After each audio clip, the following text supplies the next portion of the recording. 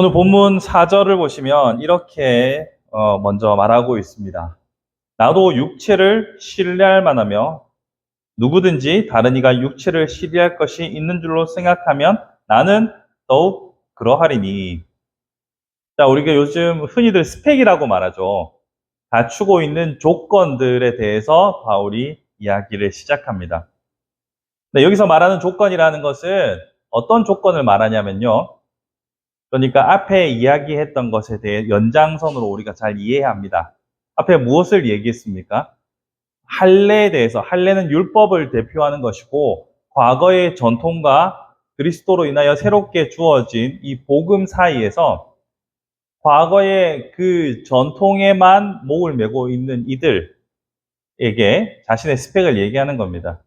자, 나는 당신들이 말하는 모든 조건들보다 훨씬 더 뛰어난 조건을 가졌지만 그것은 아무것도 아닙니다. 라고 말하고 있는 거죠. 바울이 말하는 조건들을 한번 볼까요? 바울이 말하는 조건은 이렇습니다. 첫 번째로 8일 만에 할례를 받고 태어나서 8일째 되는 날 할례를 받는 것이 유대인의 전통이고 율법이 가르친 바 그것을 지키는 자는 순수 혈통으로 인정합니다. 그런 조건을 이미 갖추었다라고 말하죠. 뿐만 아니라 이스라엘 족속이요 베냐민 지파요. 베냐민 지파라는 것은 남유다의 순수 혈통이라는 의미입니다. 남유다는 역사를 잠깐 거슬러 올라가면 12지파 들어보셨죠? 이스라엘에 12개의 지파가 있는데 그 중에서 10개의 지파로 이루어진 북이스라엘은 멸망했습니다. 다만 남쪽 유다, 그 유다와 베냐민 지파가 연합되어 있는 대부분은 유다 사람들이지만 그래서 유태인이란 말의 시초가 되는 거거든요. 남쪽 유다는 계속해서 그 전통성을 이어왔습니다. 그래서 흩어져서 피가 섞였던 북이스라엘 사람들을 사마리아인이라고 말하면서 또 배척을 했었죠. 반면 나는 유태인이다, 나는 베냐민 지파다 라고 말하면 나는 순수 혈통이다 라는 것을 상징하기 때문에 이 또한 북한으로 따지면 뭐 백두혈통 같은 게 되는 거죠. 뿐만 아니라 히브리인 중에 히브리인이요 율법으로는 바리새인이요 가장 엄격하고 고상하고 사회의 기준이 되는 율법주의자들이라는 말입니다. 뿐만 아니라 6절에서 열심으로는 교회를 박해하고 율법의 의로는 흠이 없는 자라. 아까 바리새인이라고 말했으니 외견상 율법으로는 흠이 없는 자가 맞습니다. 그런데 교회를 박해했다 이 부분은 짐짓 이해가 안 가시는 분들도 있을 겁니다. 이것은 좀 예수님 당시에 기독교의 역사를 좀 이해하실 필요가 있습니다. 전통적으로 구약을 따르는 유대인들의 전통을 따라 유대교, 오늘날 유대교라고 말하는 이스라엘의 전통 신앙을 가진 이 바리새파 사람들의 입장에서는 예수 그리스도를 통하여서 새롭게 시작된, 그러니까 신약을 기반으로 한 새로운 교회의 등장을 매우 불쾌해했습니다. 그리고 그것이 이단이라고 규정했기 때문에 예수를 십자가에 못 박았고 예수님의 제자들을 따르는 무리인 교회를 핍박했습니다. 그러니까 과거 전통주의자로서 바울은 모든 스펙을 갖추었을 뿐만 아니라 열정 또한 출중하여서 교회를 핍박하는 자로서 살아갔던 겁니다. 그랬던 바울이 회심하고 예수 그리스도를 만나고 보니까 이 모든 스펙들이 정말 보잘것없고 아무것도 아니다라고 지금 말하고 있는 겁니다. 우리는 이 말의 의미를 잘 이해를 못한다기보다는 종종 망각할 때가 많습니다. 여러분 생각해 보시면 오늘 바울이 말하는 이 고백 8절에 보면 모든 것을 해로 여기고 예수를 아는 지식이 가장 고상하기 때문이라 라고 말하는 이 고백을 보시면 가장 가치 있는 것, 가장 중요한 것은 바로 예수 그리스도를 아는 지식이다라고 말하고 있습니다. 이것을 우리는 다 알고는 있습니다만 일상에서 많이 생각하지 못합니다. 오히려 다른 것들이 우선순위가 되어서 가장 고상한 것이 예수 그리스도라는 지식이 아니라 다른 것들로 대치될 때가 참 많습니다.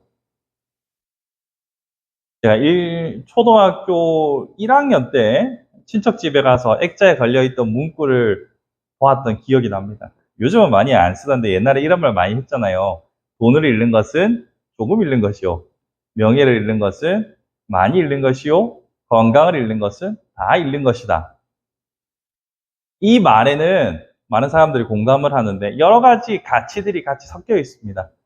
그러니까 돈과 명예를 중시하는 우리 한국의 전통적인 유교 방식의 사상도 들어가 있고 거기에 우리가 놓치지 않아야 할 것은 건강을 잃는 것은 다 잃는 것이다라고 할 때 이 건강은 생명과 직결되는 말이잖아요. 그러니까 사람의 생명이 가장 고귀하다라고 말하는 것을 내포합니다. 이 말을 다른 말로 하면 사람의 생명은 값을 매길 수 없다. 성경의 표현으로 하면 천하보다 귀한 영혼이다. 라고 하는 것은 동서고금을 막론하고 동일하게 동의하고 있는 사회적인 인식이라고 우리는 생각합니다. 하지만 오늘날 세상을 보면 사람의 생명이 돈이나 명예보다 훨씬 더 값없게 여겨져서 하찮게 희생되는 생명들이 얼마나 많은지 모릅니다. 돈 때문에 사람이 죽어나가고 한 개인의 명예 때문에 다른 사람을 죽이는 것을 대수롭지 않게 여기는 무서운 사회가 오늘날이지 않을까 생각해 봅니다. 만약 나의 명예를 실추시킬 만한 비밀을 알고 있는 사람이 있다면 그 사람을 제거하는 것에 사람들은 두려움을 가지지 않습니다. 망설이지 않습니다. 나에게 큰 막대한 손해를 입힌 사람에 대해서 그의 생명을 앗아가는 일에 결코 주저함이나 망설임이 보이지 않는 그런 사회인 듯합니다. 이런 사회 속에서도 우리가 다시 이 말을 기억해 보면 생명이 가장 귀하다라고 어느 정도 심정적으로 동의는 하지 않습니까? 그러면서 바울이 하는 말이 뭐냐면 9절에서 오직 그리스도를 믿음으로 말미암아서 하나님께로부터 난 의로 인해 가지고 오늘 읽지 않았지만 10절에 부활의 권능과 고난의 참여함을 알고자 하여 죽으심을 본받아 부활에 이르려 하노니. 지금 바울이 가장 고귀하고 가치 있는 스펙이라고 말하는 것을 예수를 아는 것이라고 하고 그 예수를 아는 것이 가장 고귀한 것은 바로 우리의 생명을 살리기 때문이다라고 말합니다. 지금 이 바울의 말만 따라가 봐도 우리가 바울처럼 고백하지 못하는 이유를 찾을 수 있습니다. 즉, 바울의 다른 서신들을 통해서 하나님의 영광이 가장 우선순위라고 분명히 말하고 있지만 동시에 우리의 생명과 관련된 그리스도를 아는 지식이 중요하다고 말합니다. 이건 우리도 동의하는 바입니다. 하지만 아까 제가 돈, 명예, 건강 말했던 것처럼 다른 가치들이 우리의 핵심 가치가 되면서 우리의 생명조차도 가장 귀한 것으로 여기지 않고 그 생명과 관련된 구원조차도 후순위에 밀려나게 되는 현상들이 많이 보입니다. 말이 어렵죠? 다시 말해볼게요. 바울의 말에 우리가 동조해서 살아가지 못하는 이유는 우리가 실상 살아가면서 우리의 생명보다 돈이나 명예를 더 중요하게 여기는 아주 물질적인 삶의 태도 때문에 바울의 말에 동의하지 못하는 모습이 보인다는 겁니다. 믿음이 없어서 영생에 대한 확신이 없어서라기보다는 나의 현실적인 욕심 때문에 더 고귀한 가치들을 많이 잃어버리고 놓친다는 겁니다. 그 단적인 예가 교회 안에서 쉽게 발견됩니다. 교회 안에서 오래 신앙생활을 했다고 하시는 분들 보면 어려움을 당했을 때, 위기를 당했을 때 이런 말을 합니다. 내가 어떻게 헌신했는데, 내가 어떻게 봉사했는데, 내가 교회에 어떻게 했는데 왜 나한테 이런 일이 생기냐라고 눈에 불을 쏘아대면서 말씀하시는 것들을 여러분 한 번쯤 보셨을 겁니다.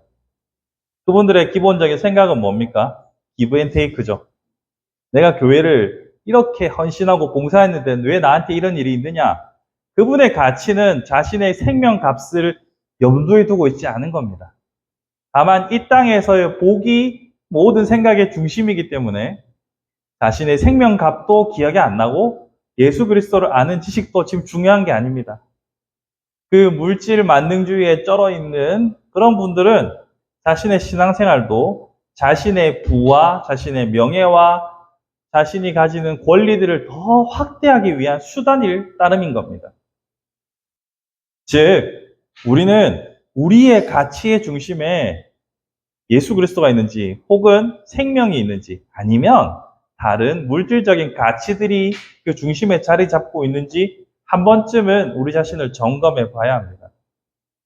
당장 죽음이 눈앞에 있지 않아서 죽음 이후의 세상에 대해서 고민이 되지 않는다고 해서 이 땅의 삶이 모든 것이냐 혈안이 되어 살아간다면 우리는 무엇이 가장 중요한지 놓치게 됩니다. 바울이 이 모든 좋은 스펙들보다 이걸 배설물로 여기고 예수를 아는 것이 가장 고귀하다, 가장 귀하다라고 말하는 것은 하나님의 존재와 생명에 대한 바른 이해에 기초하고 있기 때문입니다. 마찬가지로 우리 신앙인의 삶도 이러해야 합니다. 하나님에 대한 이해와 생명에 대한 가치를 바르게 통찰한다면 우리는 그 모든 것을 배설물로 여기고 예수를 아는 지식이 가장 고귀하다고 비로소 말할 수 있을 겁니다. 물론 이렇게 하나님을 중심으로 살아가는 삶의 가장 중요한 일은 성령 하나님께서 우리를 깨닫게 하셔야 되는 것은 맞습니다. 저는 그러한 의미에서 우리가 성령님의 도우심을 받았다라는 전제 하에서 우리의 믿음을, 우리의 가치를 뒤바꾸는 가장 위험한 요소로서 생명보다 돈이나 명예를 더 중요시하는 우리의 위험한 물질주의적인 생각을 경고하는 겁니다. 우리가 살아가는 세상은 시장 경제, 자본주의 시장 경제를 살아가기 때문에 어쩔 수 없이 이 물질과의 접점이 끊임없이 나타납니다.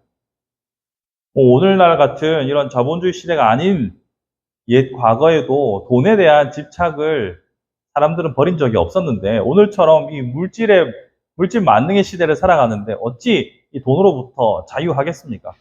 그럴 수 없습니다. 그렇기 때문에 우리는 늘 우리 자신을 경계하고 두렵고 떨리는 마음으로 살펴봐야 합니다. 말씀을 정리해 보겠습니다. 바울은 자신이 가지고 있는 모든 남들이 부러워할 만한 가치들도 생명에 비하면 그리고 그 생명을 살리신 하나님의 영광에 비하면 아무것도 아니다라고 말합니다. 반대로 생명이 아니라 다른 가치가 우리한테 중요하다고 생각하면 우리의 생명과 하나님의 영광이 아무것도 아닌 것이 될 수 있다는 거죠. 그런 의미에서 우리는 비록 이 땅에 발을 딛고 살아가지만 이 땅의 가치가 아니라 생명과 하나님의 영광이라는 가치를 온전히 붙잡고 살아갈 수 있기를 바랍니다. 아무리 많은 것을 가지고 지었다고 하더라도 한국에서 대표적인 돈병철 회장이나 김건희 회장 다 빈손으로 세상을 떠났습니다. 그것이 인생입니다. 그런데 우리는 그렇게 이불이 우리의 눈을 덮기 전까지는 그거를 잊고 살아갑니다. 그냥 이 땅의 가치가 최고인 것으로 살아갑니다. 그렇게 될 때 우리의 가치가 전복될 위기가 있다는 것을 기억하시고 오늘 나의 최우선 과제는, 최우선 목표는 내가 가장 고상하게 여기는 것은 무엇인지 늘 8절 말씀을 기억하시면서 한 주간을 승리할 수 있는 저와 여러분이 되기를 주님의 이름으로 축복합니다.